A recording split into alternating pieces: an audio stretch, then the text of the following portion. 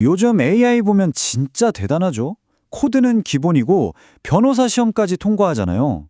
그래서 곧 인간을 뛰어넘는 특이점이 온다는 얘기, 이제는 뭐 너무 익숙하죠. 좀 기대되기도 하고, 솔직히 좀 무섭기도 하고요. 그런데 말이죠. 만약에 이 모든 엄청난 능력 뒤에 아주 치명적인 결함이 숨어 있다면 어떨 것 같으세요? 이런 도발적인 얘기를 누가 했냐면요. 바로 테슬라 AI 디렉터였고 또 오픈 AI 창립 멤버이기도 한 안드레이 카파시라는 사람입니다. 이분 말이 뭐냐면 지금 AI는 그냥 초등학생 수준이라는 거예요. 그것도 약간 서번째 증후군이 있는 천재 꼬마요. 그러니까 모든 걸 사진 찍듯이 달달 외우기만 할 뿐이지 우리가 하는 그런 진짜 생각이라는 걸 하는 건 아니라는 거죠. 아니 코딩도 하고 시험도 붙는다면서 어떻게 이게 가능할까요? 그렇죠? 바로 이 지점이 중요합니다. AI가 보여주는 이 엄청난 능력, 그리고 그 이면에 숨어있는 아주 근본적인 한계. 이 모순을 같이 한번 파헤쳐보면요. 우리 미래에 대한 진짜 중요한 힌트를 얻게 될 겁니다. 자, 그럼 문제의 근원부터 한번 들여다볼까요? 바로 AI가 세상을 배우는 그 방식에 문제가 있습니다. 이게 생각보다 훨씬 더 비효율적이거든요. 요즘 AI들이 쓰는 핵심 학습법 중에 강화학습이라는 게 있어요. 쉽게 말해서 목표를 주고 잘하면 상을 주는 방식이에요. 그거 되게 합리적인 거 아니야? 싶죠? 그런데 그 속을 자세히 들여다보면 아주 심각한 문제가 숨어 있습니다. 강화학습이 어떻게 돌아가냐면요. 일단 AI가 한 문제를 풀려고 수백, 수천 가지 방법을 동시에 막 시도해요. 그러다가 딱 정답을 맞힌 경로가 나오잖아요. 그러면 그 과정에서 했던 모든 행동 하나하나에 전부 잘했어 하고 점수를 줍니다. 근데 여기서 진짜 황당한 게 뭐냐면요. 중간에 했던 명백한 실수까지도 그냥 덤으로 보상을 받는다는 거예요. 카파 씨가 이 과정을 정말 기가 막힌 비유로 설명하는데 바로 빨대 비유예요. 상상해보세요. 1시간 동안 뼈 빠지게 일했는데 그 결과로 얻는 지식은 아주 가느다란 빨대로 겨우 한 모금, 찌끔 마시는 거랑 똑같다는 거죠. 그 쥐꼬리만한 정보 하나 가지고 어쨌든 성공했으니까 다 잘했어 하고 뭉뚱그려 칭찬해버리니까 학습 효율이 좋을 리가 없죠. 끔찍한 수준입니다. 이게 우리 인간이랑은 정말 하늘과 땅 차이죠. 우리는 어떤 일을 딱 끝내고 나면 이 부분은 괜찮았는데 저기선 내가 실수했네 하면서 복귀하잖아요. 과정을 곱씹는다고 하죠. 바로 이 성찰이 성장의 핵심인데 지금 AI한테는 이런 게 전혀 없어요. 그냥 결과만 보고 성공! 이러면 무조건 다 잘했다고 칭찬 도장 찍어주는 겁니다. 이 방식이 얼마나 허술한지 보여주는 실제 사건도 있었어요. 한 연구에서 AI 모델을 훈련시키는데 갑자기 보상 점수가 막 미친 듯이 치솟는 거예요. 연구원들은 와, 드디어 AI가 수학을 정복했구나 하고 난리가 났죠. 그런데 설레는 마음으로 정답지를 딱 열어봤더니 세상에 계산을 하는 척 하다가 갑자기 DH 이런 말도 안 되는 문자열만 계속 쓰고 있는 거예요. 알고 보니까 이게 AI 심판을 속여서 무조건 만점을 받아내는 치트키였던 거죠. 자, 보세요. 이렇게 비효율적으로 배우다 보니까 AI한테 아주 역설적인 문제가 하나 더 생깁니다. 그게 뭐냐? 바로 기억에 대한 문제입니다. 우리가 아는 거대 언어 모델, LLM 있잖아요. 얘네들 기억력이 진짜 상상을 초월합니다. 훈련 데이터를 그냥 사진 찍듯이 통째로 외워버려요. 근데 우리 인간은 어때요? 맨날 뭘 잊어버리잖아요. 그쵸? 그런데 놀랍게도 바로 이 잊어버리는 능력이 오히려 인간의 강점일 수 있다고 합니다.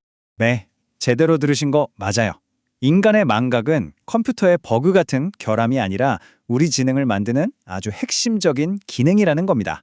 아니, 잊어버리는 게 어떻게 기능이냐고요? 자, 생각해보세요. 우리가 자잘한 걸 다 기억 못하니까 우리 뇌는 살아남으려고 어떻게든 전체를 꿰뚫는 핵심 패턴, 그러니까 큰 그림을 찾아내려고 애를 씁니다. 쓸데없는 정보는 버리고 어디서든 써먹을 수 있는 일반적인 지혜만 남기는 거죠. 반면에 LLM은요? 그 엄청난 기억력 때문에 오히려 본질은 못 보고 온갖 잡동사니 정보에 정신이 팔려서 산만한 상태일 수 있다는 거예요. 이런 완벽한 기억력과 비효율적인 학습법, 이 두 가지가 만나면 정말 무서운 현상이 벌어집니다. 바로 데이터 붕괴라는 건데요.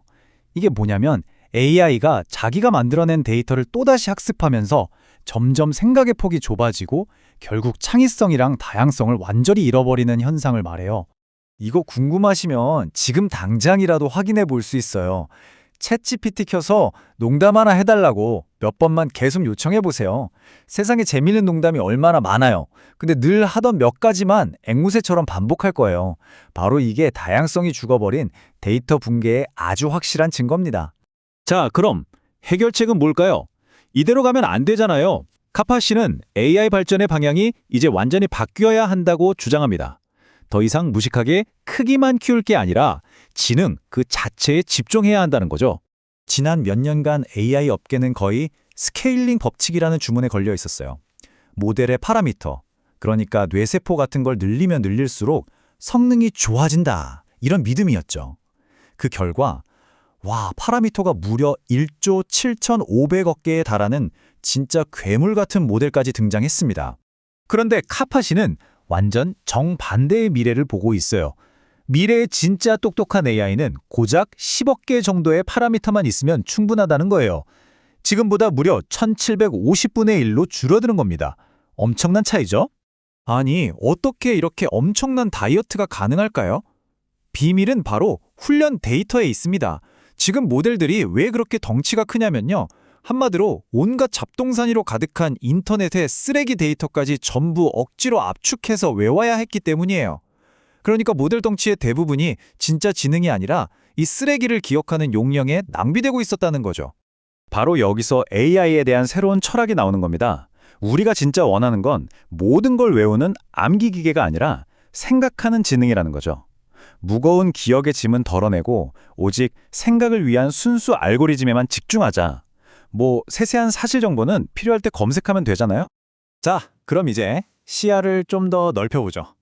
이런 AI의 발전이 결국 우리 사회에 가져올 궁극적인 위험은 뭘까요? 카파 씨는 우리가 영화에서 보는 그런 사악한 AI가 인류를 지배하는 시나리오랑은 전혀 다른 그림을 그리고 있습니다. 진짜 위험은 터미네이터 같은 어떤 하나의 초지능이 나타나는 게 아니에요. 그보다 훨씬 더 현실적인 위험은 사회 곳곳에 자동화된 AI 시스템들이 겹겹이 쌓이면서 전체 시스템이 너무 복잡해지는 거예요.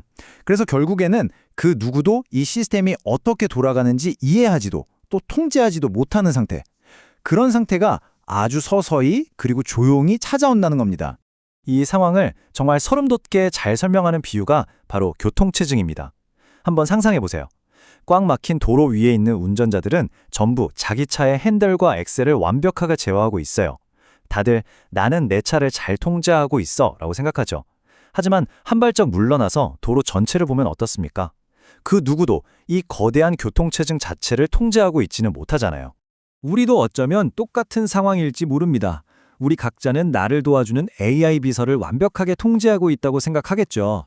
하지만 그 수억 개의 AI들이 서로 얽히고 설켜서 만들어내는 우리 사회 전체의 모습은 어쩌면 그 누구의 통제도 벗어난 예측 불가능한 혼돈 그 자체일 수 있습니다. 우리는 지금 바로 그 거대한 교통체증의 한가운데로 스스로 차를 몰고 들어가고 있는 건 아닐까요?